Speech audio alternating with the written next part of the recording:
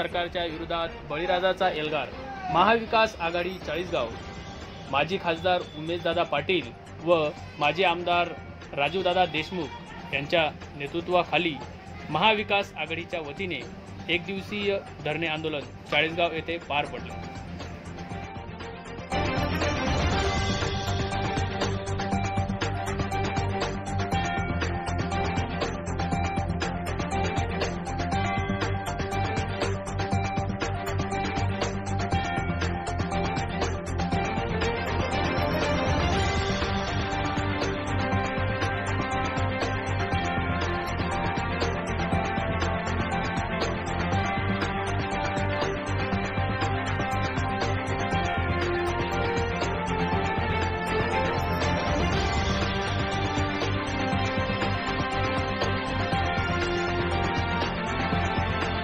या आंदोलनाच्या माध्यमातून केवळ हे आंदोलन चमकोटमकू नाहीये, पेपरला फोटो देण्यासाठी फक्त नाहीये, तर या आंदोलनातून ही चिंगारी जसं म्हटलं यांनी भडका घेतला पाहिजे। दोरेकर साहेब म्हटले, जसं अनेक वक्ते म्हटले की या आंदोलनातून आपल्याला पुढच्या दिशेने आपल्याला अजून जायचंय आणि शेतकऱ्यांच्या पदरामध्ये आपल्याला न्याय मिळवायचा आहे। मग तो तरुण असेल, मग त्या ठिकाणी माता भगिनी असतील, अजून अनेक विषय आपले आहेत।